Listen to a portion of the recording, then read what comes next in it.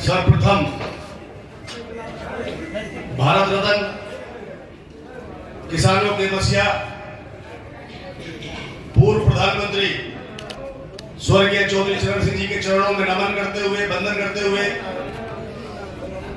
और चौधरी चरण सिंह जी की विचारधारा जो गांव की, गरीब की, किसान की, मजदूर की, जिसे पूरे देश में उन्होंने पैदा किया था, उस विचारधारा को आगे बढ़ाने वाले राष्ट्रीय लोकदल के पूर्व राष्ट्रीय अध्यक्ष, केंद्रीय मंत्री रहे, जिन्होंने मुझ जैसे छोटे से कार्यकर्ता को मुरादाबाद जनपद का युवा का जिलाध्यक्ष बनाया था, परम आदरणीय स्वर्गीय चौधरी अजीत सिंह जी के चरणों में भी नमन करते हुए राष्ट्रीय लोकदल के राष्ट्रीय अध्यक्ष, भारत सरकार में कौशल विकास मंत्री आदरणीय जयंत चौधरी जी को हृदय की गहराइयों से धन्यवाद कि उन्होंने मुझ जैसे छोटे से कार्यकर्ता को एक बड़ी जिम्मेदारी बनाकर आपके बीच भेजा। आज के कार्यक्रम के सम्मानित अध्यक्ष, राष्ट्रीय लोकदल के जिलाध्यक्ष भाई हमीर जी, राष्ट्रीय युवा लोकदल के प्रदेश राष्ट्रीय सचिव भाई नीरज शर्मा जी, ब्रज क्षेत्र के युवा लोकदल के अध्यक्ष भाई उमेश चौधरी जी, जनपद अलीगढ़ के युवा लोकदल के अध्यक्ष भाई प्रदीप ठाकुर जी और मेरे सामने बैठे सभी चौधरी चरण सिंह जी की विचारधारा को अपने दिलों में लेकर और जयंत चौधरी के हाथों को मजबूत करने वाले सभी सम्मानित बुजुर्गों और नौजवान साथियों, भाई सभी काम लगा। चौधरी चरण सिंह जी कहा करते थे कि जब तक इस देश का किसान खुशहाल नहीं होगा तब तक ये देश तरक्की नहीं कर सकता।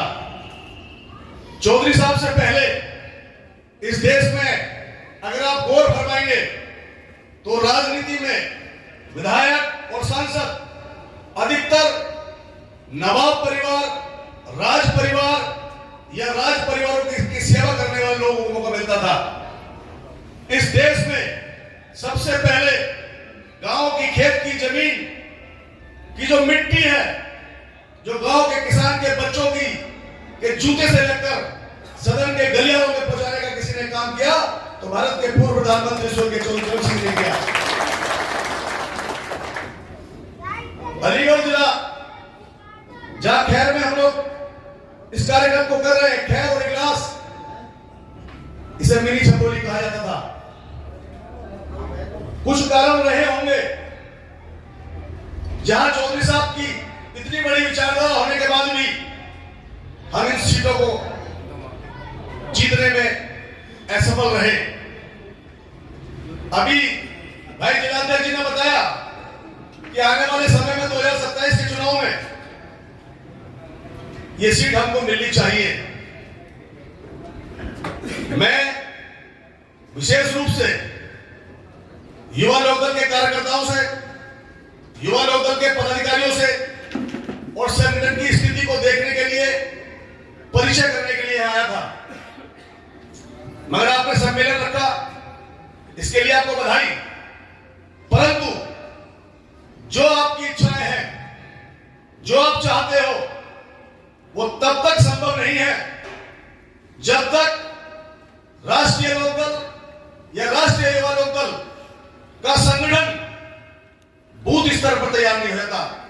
जिस दिन युवा लोकदल का जिलाध्यक्ष एक बूथ पर 10 यूथ तैयार कर देगा और अगला सम्मेलन जब इसी प्रांगण में हो तो हर बूथ से 10 यूथ उसमें आ जाएंगे, तो मेरी गारंटी है जयंत चौधरी जी आपकी इस मजबूती को, आपकी इस बुलंदियों के लिए इस सीट को भारतीय जनता पार्टी से लेने का काम करेंगे। लेकिन उससे पहले आपको संगठन समस्या सबसे ज्यादा यही है कि हम लोग संगठन में बड़े पद की तरफ भागते हैं। मैं युवा लोकदल का जिला अध्यक्ष बना, फिर मंडल अध्यक्ष बना, फिर पश्चिम उत्तर प्रदेश का अध्यक्ष बना, फिर मुझे 24 साल ने टिकट दिया, बहुत थोड़े वोट से मैं एमएलए का चुनाव हारा, और आज जयंत चौधरी जी ने मुझे राष्ट्रीय अध्यक्ष बनाया। जब हम छोटे स्तर से काम करते करते आगे की तरफ बढ़ेंगे तो निश्चित रूप से हम राष्ट्रीय लोकदल को बहुत बुलंदी तक लेके जाएंगे, क्योंकि कोई गांव, कोई गली, कोई पगडंडी, कोई खेत की मेड़ ऐसी नहीं है जहां से चौधरी चरण सिंह जी के सपनों की खुशबू न आती हो। मैं भी गया था हसनापुर क्षेत्र के दौरे पर, और जब मैं गया वहां मिला नौजवानों से, तो मुझे लग रहा है कि आने वाला समय जयंत चौधरी जी के नेतृत्व में चौधरी चरण सिंह के जमाने में जो लोकदल हुआ था उसी तरह की स्थिति पैदा कर देगा। चूंकि कार्यक्रम आगे है इसलिए लंबा भाषण न करते हुए थोड़ी सी मैं काम की बात कर लूं। मैं आया हूं, मुझे पता चलना चाहिए कि हमारे युवा। आज जो प्रोग्राम हुआ है उसका क्या लक्ष्य रहा है पूरा? आज का कार्यक्रम हमारा अपने युवा लोकदल के साथियों से परिचय का था, मिलने का था। राष्ट्रीय अध्यक्ष बनने के बाद पहली बार मैंने नजराना हुआ। संगठन को मजबूत करना है, बूथ स्तर तक हमें संगठन खड़ा करना है, उसी के तैयारी संबंध में आना होगा। 2027 के चुनाव को लेकर आपकी पार्टी की क्या उम्मीदें रहेंगी बीजेपी सरकार में? जैसे 2027 में हमारी पार्टी भारतीय जनता पार्टी के साथ मिलकर प्रचंड बहुमत की सरकार बनाएगी और राष्ट्रीय लोकदल की विधायकों की संख्या बढ़ेगी। जैसे पुराने चुनाव में देखा गया कि सांसदी के लिए टिकट, विधायकी के लिए टिकट भी मांगी गई थी लोकदल द्वारा, बीजेपी से नहीं मिलने पर अब 27 में क्या जताओगे? 27 में हम लोग हर जिले में सीट लेंगे और चुनाव लड़ेंगे।